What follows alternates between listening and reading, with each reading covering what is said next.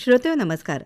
ऐसी अक्षरे रसिके या कार्यक्रमात आज आपण ऐकणार आहोत प्राध्यापिका मनीषा रत्नाकर रावराणे यांचा ललितबंध स्वतःच्या आत बघूया. गानमहर्षी पंडित कुमार गंधर्व यांची एक आठवण पु ल देशपांडे यांनी सांगितली आहे. कुमारजींना नावलौकिक मिळाला होता आणि एके ठिकाणी त्यांची मैफिल होती.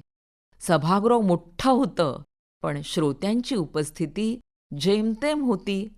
ते पाहून सोबत असलेले साहित्यिक निराश झाले. पण कुमारजींची बातच वेगळी. ते असं काही रंगतगार गायले की वाह! कार्यक्रम झाल्यानंतर त्या साहित्यिकांनी त्यांच्याकडे विचारणा केली. कुमार, एवढे कमी प्रेक्षक, मी निराश झालो, पण तू काय जबरदस्त गायलास. त्यावर कुमारजी उत्तरले, अरे यार, मी काय बाहेर पाहून गातो, मी तर आत पाहून गातो. खरंच अंतःकरणात कोरून ठेवावेत असे हे उद्गार मी आत पाहून गातो. केवळ उद्गार नव्हेत, हा तर गुरुमंत्र आहे कलेचा. कला ही गोष्ट बाहेर पाहून सादर करण्याची नव्हे, ती आत घडत असते.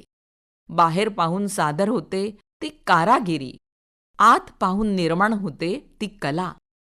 आजच्या जमान्यात तर ही गोष्ट खूपच लक्षात घेण्यासारखी झाली आहे.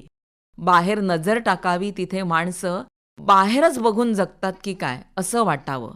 मग त्यातून झटपट पैसा, प्रसिद्धी, रील्स या साऱ्या गोष्टी घडतात. हे सर्व जसं झरझर मिळत जातं तसंच त्याहून अधिक वेगाने ओसरतं. ते सहन करण्याची क्षमता राहिलेली नसते. त्यातून येते ती उदासीनता, निराशा, वैफल्य. काही वेळा याचा इतका कडेलोट होतो की जीवन संपवण्याकडे कल होतो.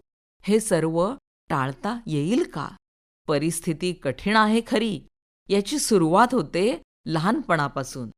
अहो, एका ओळखीच्या कुटुंबातील एक प्रसंग आठवतो.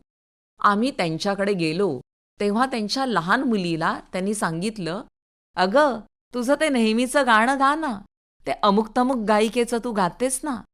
त्या मुलीने ते अगदी तस्सच्या तस्सं गायलं. ते खुश होऊन म्हणाले, आम्ही हिला सांगतो, तू तिच्यासारखी गा, तिच्यासारखं नाव कमव, चिक्कार पैसा प्रसिद्धी.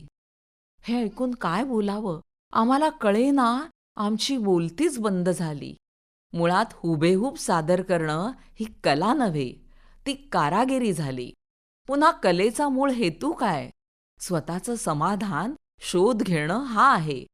पैसा, प्रसिद्धी मिळते या गोष्टी चांगल्याच आहेत, पण अशा बाह्य गोष्टींकडे पाहून कला कशी साध्य होणार?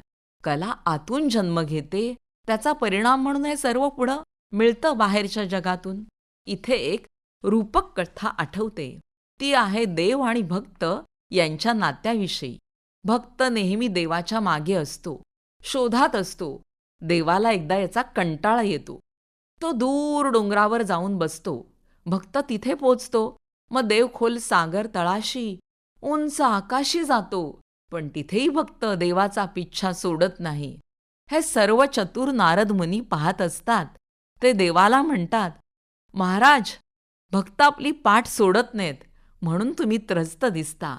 तेव्हा मी तुम्हाला एक जागा दाखवतो. तिथे जाऊन तुम्ही बसा. तिथे भक्त कधीच पोचणार नाही. देव म्हणतात, कोणती आहे ती जागा? नारद मुनी म्हणतात, नारायण, अहो ती जागा म्हणजे माणसाचं मन. माणूस बाहेर सगळीकडे पाहतो पण स्वतःच्या आत पाहत नाही. असं म्हणतात. तेव्हापासून देव आहे आपल्या अंतरंगात आणि माणसं त्याला शोधतात बाहेरच्या जगात. या गोष्टीतल्या माणसाप्रमाणे सर्वत्र चित्र आहे. सध्या माणूस बाहेरच्या जगात सारं शोधतो, पण ते आहे त्याच्या आत आत. स्वतःच्या आत बघूया. प्राध्यापिका मनीषा रत्नाकर रावराणे यांचा ललितबंध आत्ताच आपण ऐकलात. ऐसी अक्षरे रसिके या कार्यक्रमात. निर्मिती सहाय्य पूर्वा राणे. सादरकर्त्या नेहा खरे. पुन्हा भेटूया उद्याच्या भागात. नमस्कार.